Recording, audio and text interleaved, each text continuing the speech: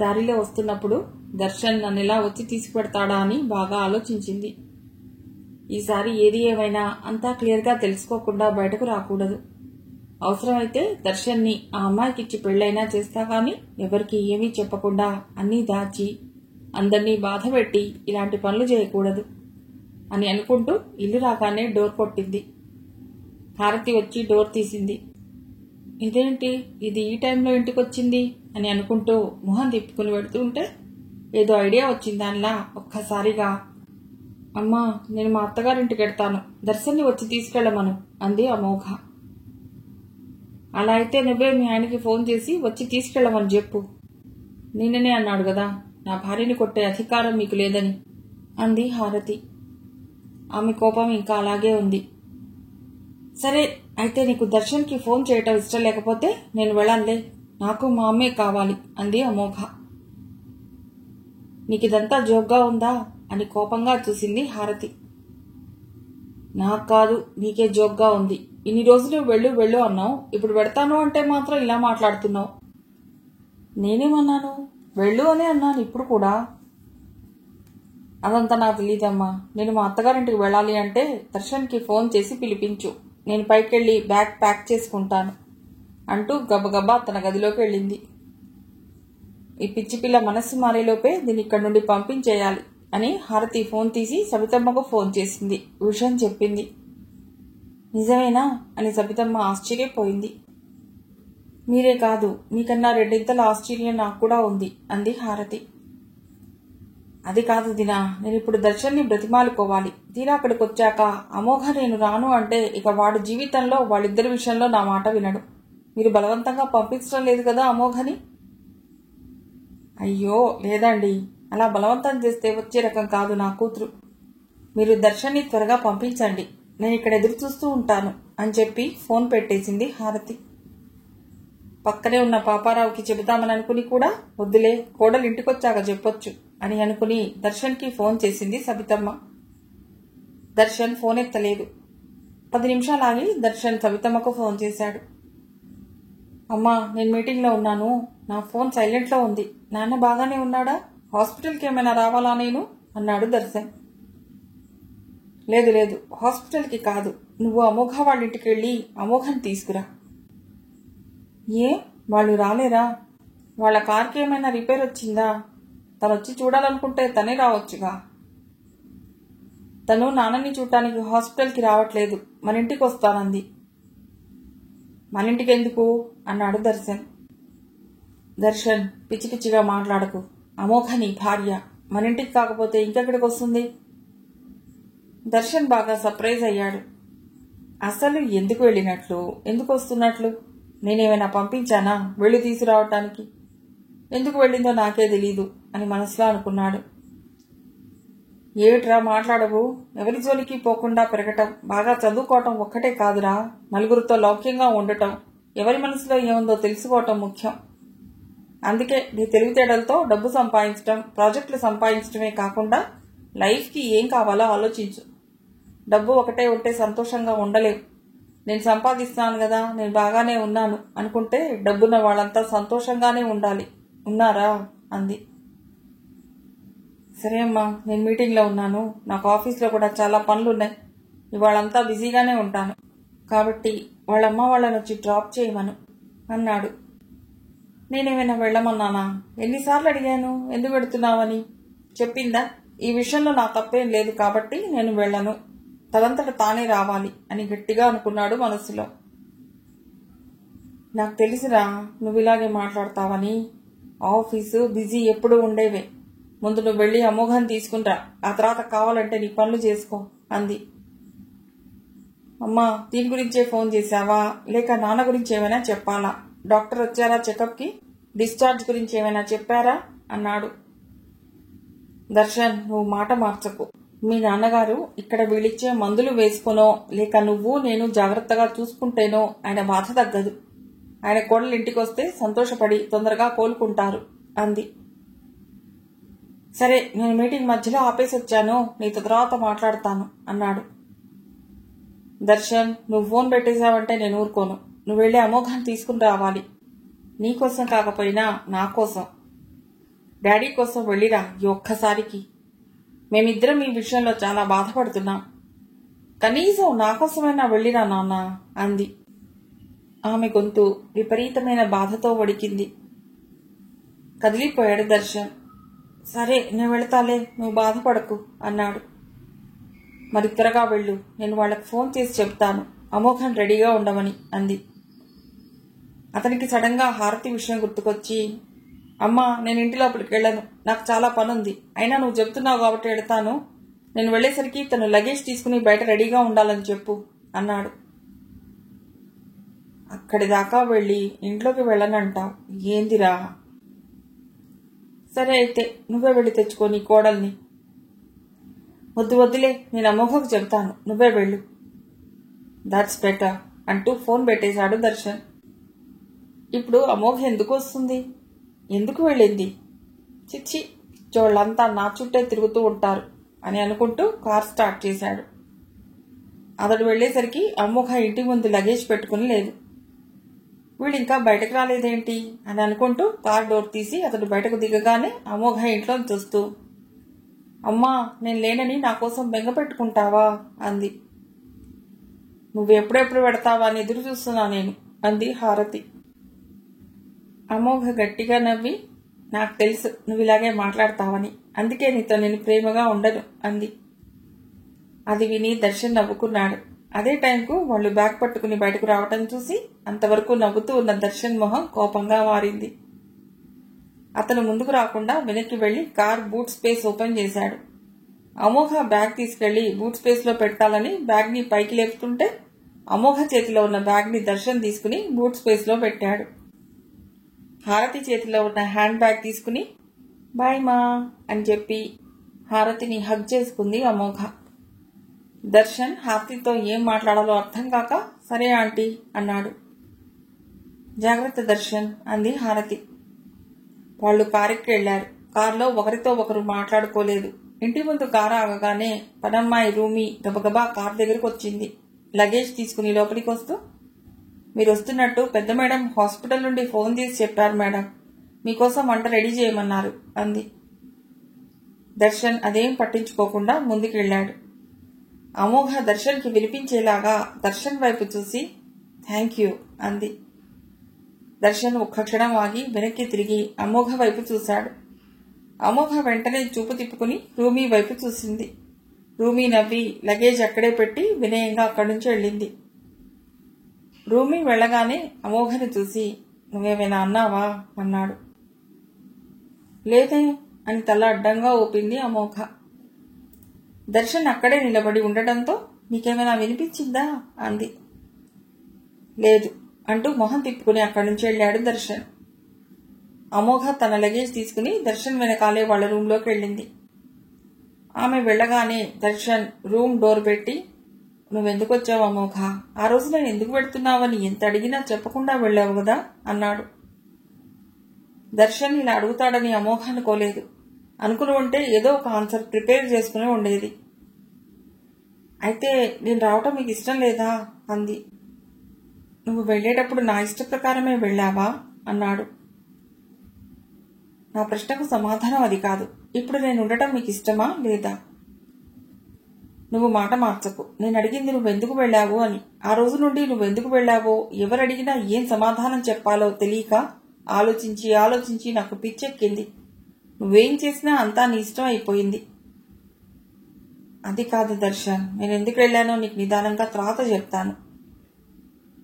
లేదు ఇప్పుడే చెప్పు అన్నాడు ఆమె రెండు భుజాలను తన రెండు చేతులతో గట్టిగా పట్టుకుని. ఒక్క క్షణం ఏం మాట్లాడాలో అర్థం కాలేదు అమోఘకి. అంతలో రూమి టీ తీసుకొచ్చి డోర్ కొట్టింది. తన భుజాలను పట్టుకుని ఉన్న అతడి చేతులను తన చేతులతో నెమ్మదిగా విడిపించుకుని వెళ్లి డోర్ తీసింది అమోఘ. రూమి చేతిలో ఉన్న టీ కప్పులను చూసి ఒక కప్పు తీసుకుని బయటికి వెళ్ళింది. టీ తాగుతూ ఈ దర్శన్ ఏంటి రాగానే ఇలా అడుగుతున్నాడు, ఇప్పుడెలా? ఇప్పుడు తప్పించుకున్నా రాత్రికైనా మళ్లీ అడుగుతాడు. ఇప్పుడు నేనేం చేయాలి? త్వరగా అత్తయ్య వాళ్ళు హాస్పిటల్ నుండి వస్తే బాగుండు అని అనుకుంది.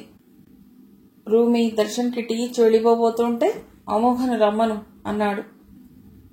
రూమి వెళ్లి కిచెన్ లో ఉన్న అమోఘని చూసి దర్శన్ సార్ రమ్మంటున్నారు మేడం మిమ్మల్ని అంది. ఆ మాట వినగానే, అబ్బో ఇప్పుడే కదా నేను ఆ గదిలో నుండి బయటకు వచ్చాను, మళ్ళీ పిలుస్తున్నాడంటే ఖచ్చితంగా ఇదే అడగాలని పిలుస్తున్నాడు, ఇప్పుడు నేను వెళ్ళను అని అనుకుంటూ అటు ఇటు ఇల్లంతా తిరిగి, నేను లేనప్పుడు ఈ ఇంట్లో పెద్దగా ఏమీ మార్పులు జరగలేదు అని టీవీ ఆన్ చేసి హాల్లో కూర్చుంది. దర్శన్ మళ్ళీ అడిగితే నేనేం చెప్పాలి అని ఆలోచిస్తూ ఛానల్స్ మారుస్తూ ఉంది. ఇంతలో దర్శన్కి ఫోన్ రావడంతో ల్యాప్టాప్ ఓపెన్ చేసి ఏదో మీటింగ్లో జాయిన్ అయ్యాడు. అది గమనించి అమోఘ లేచి నెమ్మదిగా గదిలోకి వెళ్లి తన బ్యాగ్ ఓపెన్ చేసి తన డ్రెస్లను బుక్స్ని సర్దుకుంది. అమోఘ దర్శన్ వైపు చూసినప్పుడు దర్శన్ అమోఘను కోపంగా చూశాడు. కాల్ కట్ చేసి అమోఘతో మాట్లాడాలని ఉన్నా అది చాలా ఇంపార్టెంట్ మీటింగ్ అవ్వటంతో కాల్ కట్ చేయలేకపోయాడు. అది చూసి నవ్వుకుంటూ అక్కడి నుంచి వెళ్ళింది అమోఘ. ఇవాళ ఏమేమి వంటలు చేశావు రూమి అంటూ పనమ్మాయిని అడిగి తనకు కావలసినవి ప్లేట్లో వడ్డించుకుని, నేను ఇప్పుడు దర్శన్ కోసం వెయిట్ చేయాలా అనుకుని, అక్కర్లేదులే, ఎలాగూ నాకే ఇంకా క్లారిటీ రాలేదు, అంతవరకు నేను ఇలాంటివి కాస్త తగ్గించుకోవాలి అని అనుకుని చక్కగా తినేసి, దర్శన్ కాల్లోనే ఉంటాడు కాబట్టి నేను వెళ్ళి పడుకోవచ్చు అని లేచి వెళ్ళింది. ఆ గదిలో దర్శన్ లేడు. అటు ఇటు చూసింది. అమ్మో, బాత్రూంలో ఉన్నట్లున్నాడే, బయటకొచ్చే లోపలే నేను పడుకోవాలి అని దుప్పటి కప్పుకుని పడుకుంది.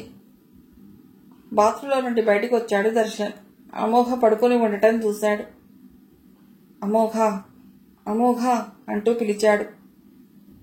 అమోఘ గట్టిగా కళ్ళు మూసుకుని కదలకుండా పడుకుంది. మొహం మీద దుప్పటి తీసి చూశాడు. ఆమె ప్రశాంతంగా కళ్ళు మూసుకుని ఉంది. నిజంగానే నిద్రపోయిందా అని బయటికే అన్నాడు. ఆమె మొహం మీద పడిన జుట్టు ఫ్యాన్ గాలికి కదులుతుంటే దాన్ని చేత్తో మెల్లిగా చెవి పక్కకి నెట్టి ఇష్టంగా ఆమె మొహాన్ని చూసుకుని, ఏదో జరిగింది, లేదంటే నన్ను వదిలేసి వెళ్లేది కాదు, కానీ ఏం జరిగిందో చెప్పమంటే చెప్పదు అని మనసులో అనుకుంటూ అక్కడి నుంచి వెళ్ళాడు. ఉదయాన్నే అమోఘ దర్శన్ కన్నా ముందే నిద్రలేచి రెడీ అయి, ఇవాళ కాలేజీలో ఏం చెప్పాలి, నేనేమీ ప్రిపేర్ అవ్వలేదు, ఇప్పుడు అవ్వాలి అని అనుకుంటూ బుక్ తీసుకుని అక్కడే సోఫాలో కూర్చుంది. బెడ్ మీద పడుకుని ఉన్న దర్శన్ని చూసి, నేను ఇలాగే కాసేపు చూడాలనుంది దర్శన్, నీతో మాట్లాడాలనుంది, కానీ నువ్వు నిద్ర లేచేదాకా నేను ఇక్కడే ఉంటే మళ్ళీ నువ్వు అదే అడుగుతావు. అయినా ఆ రోజు నేను ఫోన్ చేసినప్పుడు నువ్వు నిజం చెప్పి ఉంటే ఇదంతా వచ్చేది కాదు, లేదంటే నేనన్నా నిన్ను ఆ రోజు కెఫేలో చూడకుండా ఉండవలసింది. అసలేం జరిగిందంటే, ఆ రోజు నేను నా ఫ్రెండ్తో షాపింగ్కి వెళ్తుంటే నువ్వు నీ ఫ్రెండ్తో కెఫేలో కనిపించావు. నా ఫ్రెండ్కి నిన్ను పరిచయం చేద్దామని నీకు కాల్ చేశాను. నువ్వు నా కళ్ళ ముందే ఉండి కూడా నేను ఆఫీస్లో ఉన్నాను, తర్వాత కాల్ చేస్తానని అబద్ధం చెప్పావు. ఎందుకు అబద్ధం చెప్పావో అర్థం కాలేదు. సరేలే అనుకున్నాను. ఆ అమ్మాయితో ఫోన్లో మాట్లాడుతూ నేను దగ్గరికి రాగానే వేరే ఫ్రెండ్తో మాట్లాడుతున్నానని చెప్పి ఫోన్లో వేరే పేరు చూపించావు. నాకు ఆ అమ్మాయి గొంతు స్పష్టంగా వినిపిస్తుంటే అబ్బాయి గొంతు అని బుకాయించావు. అప్పుడు సరేలే, నీకు ఆ అమ్మాయికి మధ్యన నాకే చెప్పకూడని ప్రాబ్లమ్స్ ఏమైనా ఉన్నాయేమో అనుకున్నాను. కానీ తర్వాత ఆ అమ్మాయికి నా కళ్ళ ముందే డబ్బులు ఇస్తూ హగ్ చేసుకుని కనిపించావు. ఆ టైంలో నీ గురించి అపార్థం చేసుకోవటం కంటే బెటర్గా అర్థం చేసుకోవటం నాకు రాలేదు. ఇదంతా నీ తప్పే దర్శన్. ఆ రోజే నీ కాలర్ పట్టుకుని అడగవలసింది. అడిగినా నిజం చెప్తావన్న నమ్మకం నాకు లేదు. నాతో అప్పటికే 2 సార్లు అబద్ధం చెప్పావు. 3వసారి నువ్వు నిజం చెప్పినా నేను నమ్మనేమో. అందులోనూ నువ్వు ఆ అమ్మాయిని బాగా ఇష్టపడుతున్నావేమో, అందుకే నాకు అన్నిసార్లు అబద్ధం చెప్పావేమో అనుకున్నాను అని అనుకుంటుంటే దర్శన్ కదిలాడు. దర్శన్ కదులుతుంటే లేస్తాడని బుక్ పట్టుకుని హాల్లోకి పరిగెత్తింది అమోఘ. అమోఘ హాల్లోకి వెళ్లగానే దర్శన్ ఫోన్ రింగ్ అయింది. అతడు నిద్రలేచి ఫోన్ మాట్లాడి ఫ్రెష్ అప్ అయి అమోఘ కోసం వెతికాడు. హాల్లో ఉందా అని అనుకుంటూ హాల్లోకి వెళ్ళాడు. అతను వస్తున్నట్లు అమోఘ గమనించి బుక్ ని సోఫాలో పెట్టి కిచెన్లోకి వెళ్ళింది. అమోఘ ఇక్కడే ఉండాలి కదా, ఇంత లోపల ఎటెళ్ళింది అని అనుకుంటూ అతడు అటు ఇటు చూస్తుంటే కిచెన్లో అమోఘ రూమితో మాట్లాడుతున్నట్లు వినిపించింది. ఓ, కిచెన్లో ఉందా అని అనుకుంటూ దర్శన్ కిచెన్ వైపు పెడుతుంటే దర్శన్ ఇటే వస్తున్నట్లుంది అని అనుకుని, ఈ గ్రీన్ టీ దర్శన్ సరికి ఇవ్వు రూమి అంటూ తాను కప్పు పట్టుకుని గబగబా కిచెన్లోంచి గార్డెన్లోకి వెళ్ళింది అమోఘ. కిచెన్లోకి వస్తున్న దర్శన్కి రూమి గ్రీన్ టీ తీసుకుని ఎదురయ్యింది. గ్రీన్ టీ తీసుకుంటూ, అమోఘ కిచెన్లో లేదా అన్నాడు దర్శన్. ఇప్పుడే మీకు గ్రీన్ టీ ఇమ్మని చెప్పి మేడం గార్డెన్లోకి వెళ్లారు సార్ అంది రూమి. సరే అని కప్పు పట్టుకుని గార్డెన్లోకి వెళ్ళాడు దర్శన్. ఇదేమిటి, దర్శన్ నా వెనకే వస్తున్నాడు అని అనుకుంటూ అమోఘ గబగబా నడుచుకుంటూ మెయిన్ ఎంట్రన్స్ లోంచి హాల్లోకి వెడుతుంటే దర్శన్ అది గమనించి వెనకడున్న కిచెన్లోంచి ఆమెకన్నా ముందుగా హాల్లోకి వెళ్లి ఆమెకెదురు నిలబడ్డాడు. అమోఘ ఒక్కసారిగా కళ్ళు పెద్దవిచ్చేసి ఆశ్చర్యపోయింది. దర్శన్ ప్రశాంతంగా, పొద్దున్నే ఇంట్లోనే జాగింగ్ చేస్తున్నావా అన్నాడు. లేదే అని అనుకుంటూ తల ఊపింది. అంటే దాగుడు మూతలాడుతున్నావా నాతో? చెప్పు, నీకు ఇంట్రెస్టింగ్ గా ఉంటే ఇద్దరం కలిసి ప్లాన్ చేసుకుని ఆడదాం అన్నాడు. అమోఘ వెంటనే తన మొహంలోని భావాలను మార్చుకుని, సరేలే నా కాలేజీకి టైం అవుతుంది అంటూ సోఫాలో ఉన్న బుక్ తీసుకుని వెళ్లబోతుంటే చేయి పట్టుకున్నాడు. నేను నీతో మాట్లాడాలని వచ్చాను అన్నాడు. ఏం మాట్లాడతావు? మళ్ళీ ఎందుకు వెళ్ళావనేగా అడుగుతావు? ఈసారి అలా అడిగితే నేనంటే నీకు ఇష్టం లేదు, నేను ఇక్కడికి రావడం అంతకన్నా ఇష్టం లేదు అని మీ మమ్మీ డాడీలకు చెప్తా అంది. ఒక్కసారి నోరు మూసుకుని నేను చెప్పేది వింటావా? ఇవాళ డాడీని డిశ్చార్జ్ చేస్తారట. నువ్వు కాలేజీకి వెడతావా, ఇంట్లోనే ఉంటావా అన్నాడు. లేదు, నాకు కాలేజీలో పనుంది, నేను వెళ్ళాలి. సరే, నేను నిన్ను కాలేజీ దగ్గర డ్రాప్ చేసి వెళ్ళి మా అమ్మ వాళ్ళని తీసుకొస్తాను. అవసరం లేదు, నేనే కాలేజీకి వెడతాను. ఎలా వెళతావు? ఇవాళకి ఆటోనో క్యాబ్నో బుక్ చేసుకుంటాను. రేపటి నుండి ఎలా వెళ్లాలో ప్లాన్ చేసుకుంటాను. మా కాలేజీ బస్ ఈ రూట్లో వస్తుందేమో తెలుసుకుంటాను. ఆటో క్యాబ్ ఎందుకు? కావాలంటే మన డ్రైవర్ శంభు దింపొస్తాడు. పాపం డ్రైవర్కి ఎందుకు శ్రమ అంటూ ఆగింది.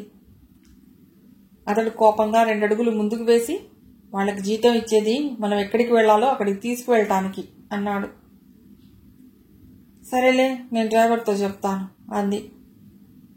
అతడు సీరియస్ గా అమోఘనే చూస్తూ వెళ్ళాడు. నేనేమన్నా స్టూడెంట్ని అని అనుకుంటున్నాడా, కోపంగా చూస్తూ పెడితే భయపడటానికి అని అనుకుంటూ డ్రైవర్ శంభుని తీసుకుని కాలేజీకి వెళ్ళింది. అప్పుడే మయాంక్ పార్కింగ్ ఏరియాలో కార్ పార్క్ చేసి కాలేజీలోకి ఎంటర్ అవుతుంటే అక్కడ తాత్విక నిలబడి ఉంది. ఈ తాత్విక ఎందుకు వచ్చింది మళ్ళీ? మొన్ననేగా సెటిల్మెంట్ చేయమంటూ వస్తే ఏదో 4 మంచి మాటలు చెప్పి పంపాను. ఇప్పుడు కూడా అందుకే వచ్చిందా, లేక ఇంకేమైనా పని ఉండి వచ్చిందా? అయినా నాతో ఏముంటుంది పని, నా వైపే వస్తోంది అని అనుకుంటూ ఉంటే, గుడ్ మార్నింగ్ సార్ అంటూ వచ్చి అతన్ని కలిసింది తాత్విక. గుడ్ మార్నింగ్ తాత్విక, హౌ ఆర్ యూ అన్నాడు మామూలుగానే మయాంక్.